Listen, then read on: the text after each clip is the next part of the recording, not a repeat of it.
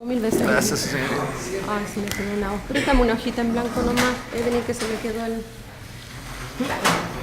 cuaderno ya arruinado. Sí, no, sé aquí nomás.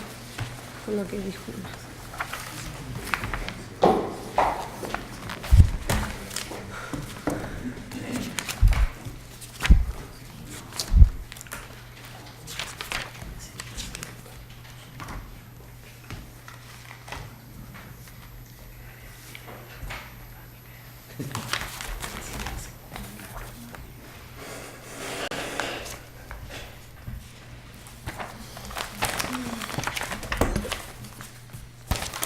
Ya.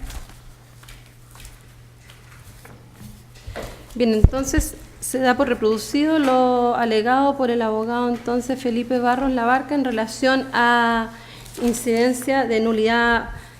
procesal que plantea el abogado en relación a lo resuelto recientemente por este magistrado a propósito de su cautela de garantías, en la que señala que hay un vicio en la resolución del tribunal en cuanto a un erróneo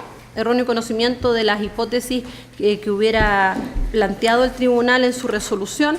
en la forma que lo señala el abogado defensor de la imputada Cintia Ross. Se opuso la Fiscalía y hubo alegaciones, el tribunal dio por concluido ese debate.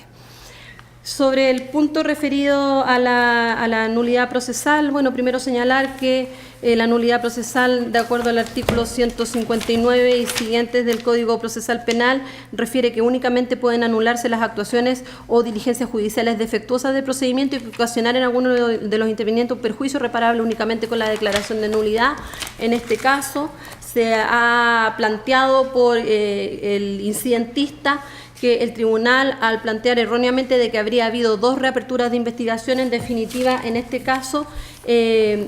habría resuelto de manera equivocada su planteamiento hoy día de cautela, rechazándola, y con ello le habría provocado un perjuicio, reparable solo con la declaración de nulidad que pretende del tribunal. En este caso, lo cierto es que el tribunal, cotejado entonces nuevamente los antecedentes para hacerse cargo de esa alegación de nulidad procesal,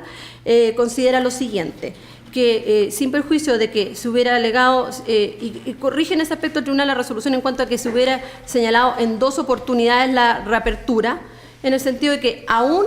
habiendo sido una sola la audiencia de reapertura propiamente tal, lo cierto es que el plazo que se concedió en la reapertura,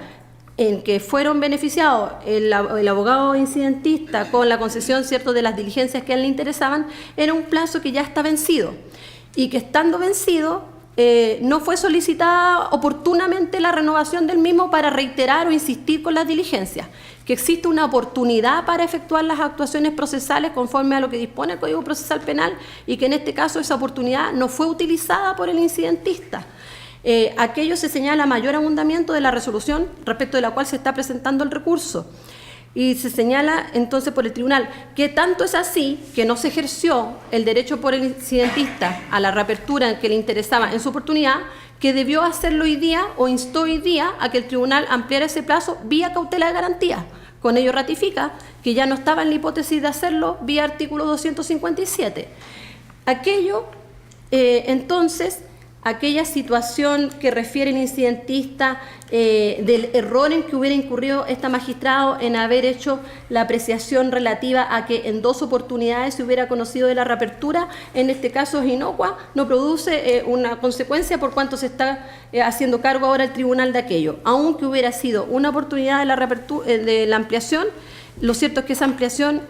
no se insistió en su oportunidad en los términos que autoriza el artículo 257 y por tanto entonces volvemos a la hipótesis en la que ya se pronunció el tribunal. Este magistrado estimó que los antecedentes que se expusieron por el incidentista no eran suficientes para, por vía de cautela de garantía, otorgar un nuevo plazo para insistir con esas diligencias. El tribunal mantiene dicha resolución y estima que en esta resolución, que está fundada, no se observa que exista una actuación defectuosa del tribunal que pueda ser subsanable solamente con la declaración de nulidad pretendida, por lo que el recurso de nulidad procesal planteado por don Felipe Barros Labarca en esta audiencia es rechazado por el tribunal de conformidad a las disposiciones legales ya citadas. que ahora en relación a la alegación que efectuara el abogado defensor don Ciro Colombará en representación de don Hernán Chadwick, solicitando también o recurriendo ante el Tribunal de Nulidad Procesal respecto de la resolución que esta magistrado pronunció hace un momento, y particularmente por el hecho de que se rechazó la solicitud de nuevo plazo de investigación planteado por el abogado,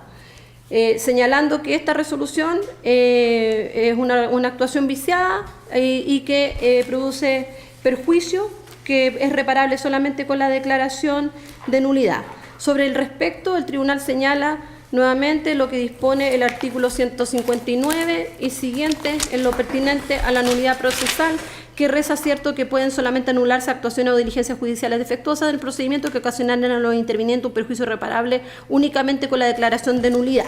En este caso, el tribunal estima que no es así, que la resolución que este magistrado acaba de leer hace un momento ha sido una resolución fundada en la que se ha expuesto de qué manera se estimó por el tribunal en definitiva que no se daban las variaciones sustanciales que permitían considerar conculcado el derecho de defensa. Haciéndose cargo, sí, el tribunal ahora ya más precisamente respecto del fundamento de la nulidad procesal planteada por el abogado, en orden a que insiste en que del cotejo de las dos formalizaciones, de la antigua y de aquella que se hiciera como reformalización el día 5 de octubre, lo cierto es que volviendo entonces a tener a la vista el tribunal los antecedentes y complementando entonces la resolución a propósito de esta solicitud de nulidad procesal, el tribunal observa que en la reformalización del 5 de octubre, y si bien el tribunal hubiera dicho que efectivamente aparecía como que se le hubieran imputado distintas, o se le hubieran hecho imputaciones fácticas distintas al señor Chadwick en esta reformalización, lo cierto es que del cotejo del documento se observa que se refieren en todo momento al mismo tipo penal, a las mismas hipótesis fácticas, pero incorporando eventuales inicios diversos de comisión del hecho ilícito que tendrán que investigarse, pero que ciertamente, en definitiva, pero que se refieren al mismo tipo de delito, que la hipótesis de reiteración ya estaba contenida en la primera formalización y también viene contenida la hipótesis de reiteración en la reformalización, y que desde esa perspectiva el tribunal no observa, aun que se incorporen estas nuevas hipótesis fácticas, que se produzca una alteración de tal manera sustancial que altere el derecho de defensa, toda vez que la defensa estaba en conocimiento de la imputación de este tipo de delitos respecto de su representado en carácter de reiterado, y además desde la época que estamos hablando, que se hizo esa formalización, enero de 2016, siempre ha tenido acceso a la carpeta de investigación, y en la carpeta de investigación están todos aquellos antecedentes referidos entonces a estos hechos que hoy día se reformulan. No hay hipótesis relativas a tipos penales distintos, todos los hechos están referidos a hipótesis de declaraciones maliciosas, incompletas o falsas, que se refieren a los artículos 97 número 4, 97 número 5 del Código Tributario, y desde esa perspectiva, esa nueva imputación, en la forma que lo pretende la defensa señalar, creemos que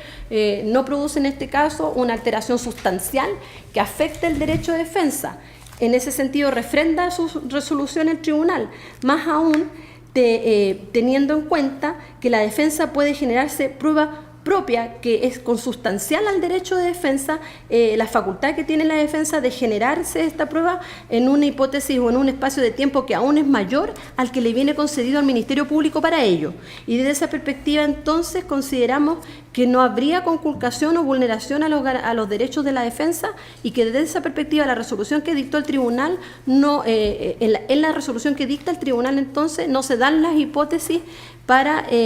considerar que produzca un perjuicio reparable únicamente con la declaración de nulidad, por lo que ya se ha dicho, por las prerrogativas que tiene la defensa en definitiva para acceder a prueba propia y por haber podido ciertamente acceder a todas aquellas diligencias que ya se ha señalado por la Fiscalía, se han efectuado en relación a esos hechos que están vinculados a la reformalización de cargos que se le hiciere el día 5 de octubre recién pasado. Por lo que no se da lugar a la incidencia de nulidad por estimar que no se dan los presupuestos legales en este caso, de acuerdo al artículo 159 y siguientes del Código Procesal Penal. Se mantiene lo resuelto por el tribunal. Revisaron también los antecedentes, observábamos que se está en la hipótesis del inciso tercero del artículo 157, aquello no ha sido discutido en la audiencia de hoy, toda vez que si bien no se podría haber corregido en orden a que no fueron 2 audiencias de reapertura, pero sí aquel plazo que se concedió en su oportunidad no fue renovado en los términos que prevé el propio artículo 257, por lo que entonces, como bien señalara también el fiscal durante la mañana, él estaba en la hipótesis de verse obligado a proceder al cierre de la investigación de no disponerse por el tribunal alguna ampliación de plazos diversos. Gracias, señoría. Efectivamente, habiendo sido percibido por parte de colegas defensores, y así lo ha señalado también el tribunal, el Ministerio Público cierra investigación. Se tiene por comunicado el cierre de la investigación en estos antecedentes. Su señoría, vamos a solicitar copia del audio de la audiencia. Sí, están a su disposición para todos los intervinientes. Tienen que dejar el soporte técnico. Bien, nos quedan situaciones que resolver, ¿no?